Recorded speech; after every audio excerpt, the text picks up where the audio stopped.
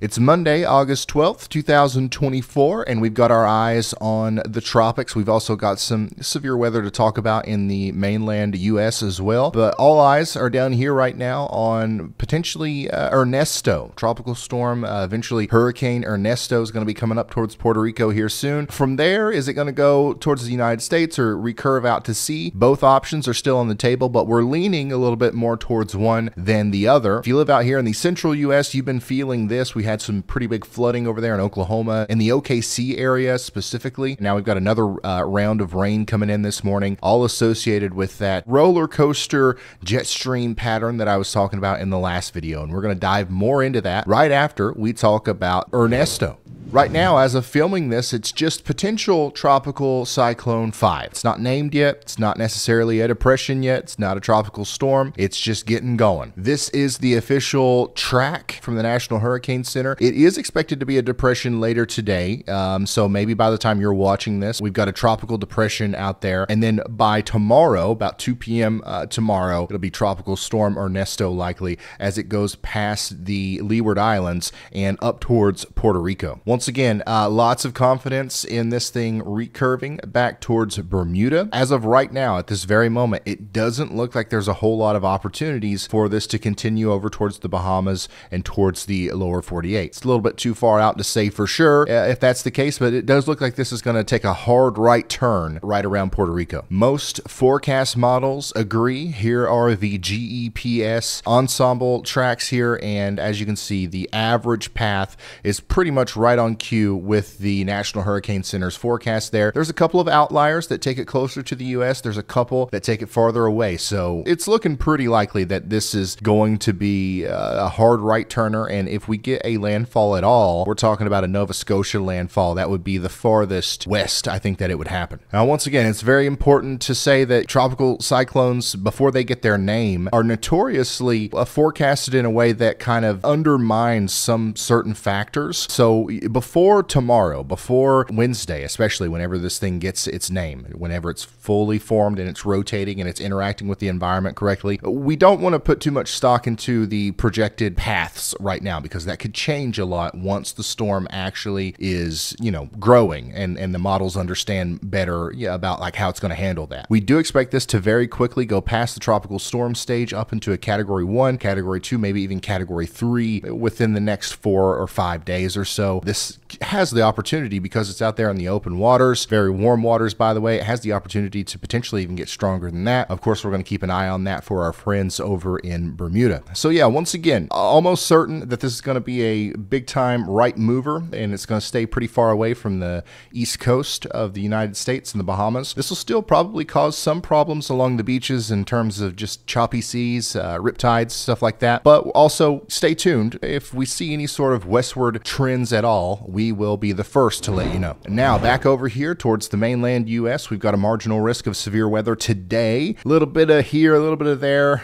North Carolina all the way up to Montana. We've got some spotty risks of some wind and some hail. Nothing crazy. Tomorrow, same thing, okay, except it's a much bigger marginal risk over there in Wyoming, down into the Front Range of Colorado. Once again, Montana and North Dakota. Wind and hail is the main threat there, and it's a marginal threat at best. Day 3 looks very, very similar. The threat area moves a little bit farther east into Nebraska, Kansas, maybe as far east as into Missouri and Iowa, with some isolated thunderstorms. But before we dive any deeper into that, we have to shout out today's awesome sponsor. Rocket Money. Take full control of your subscriptions. It's hard to keep track of subscriptions these days. I mean, we got 18 million for 18 different things, and I don't even know how many subscriptions I have. Or I didn't until I came across today's sponsor, Rocket Money. Rocket Money brings everything together into a single list so you never lose track of what you're paying for. And if you see something you don't like, you simply click on it and you let them deal with it. No more calls and talking to robots and getting upset. Rocket Money's on your team now. And that's not all they do, okay? I like using Rocket Money to manage most of my personal finances. It safely and securely identifies recurring charges, and it helps me set up budgets. And on top of that, it can negotiate my bills for me, okay? So if I think I'm paying too much for internet, it can negotiate that bill for me on my behalf, which is nuts. It's literally like having a personal financial assistant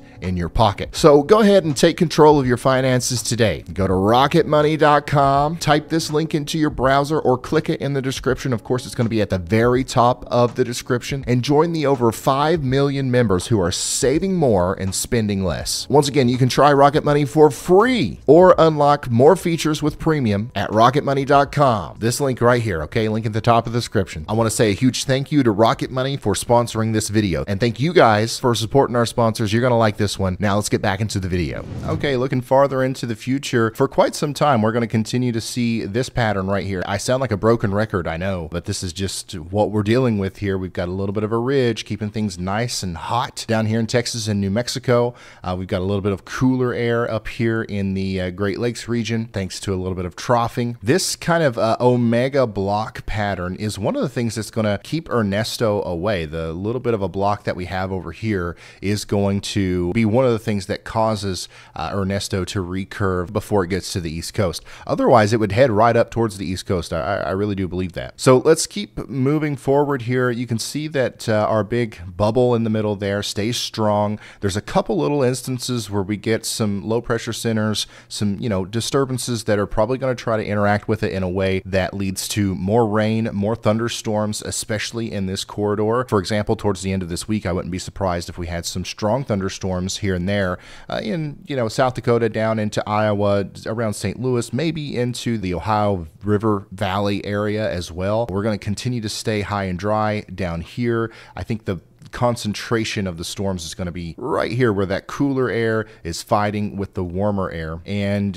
that's just going to continue once again for quite some time. This is pretty good news. It's going to keep away a lot of potential hurricane problems on the East Coast, and it's also a little bit less favorable for severe weather. Now, don't get me wrong, specifically in this area we're still going to have some strong storms, but this is the kind of pattern that you want to be in if you want a mostly quiet period of weather. It's not the pattern you want to be in if you want any sort of relief in Texas, though, or Louisiana. I know that you guys from Louisiana over to Mississippi and Alabama, you guys have been dealing with the oppressive heat as well. We often say Texas because it's more in like the epicenter there, but I know that you guys have been dealing with it. Unfortunately, for the next 10 days or so, I don't see any overwhelming relief necessarily for a lot of those areas. In fact, we're going to continue to see much above average temperatures, even all the way up into Oklahoma as well. You can see our omega block in action here, causing cooler temperatures on both the east and west coasts to higher temperatures in the middle of the country. If we look at the precipitation over the next 7 days here, this is pretty much spot on to what I was saying there with the 500 millibar flow. Like, that's where most of the rain's going to fall. In fact, it might be so much rain that we deal with some flooding around St. Louis, okay, central Missouri up into western portions of Illinois,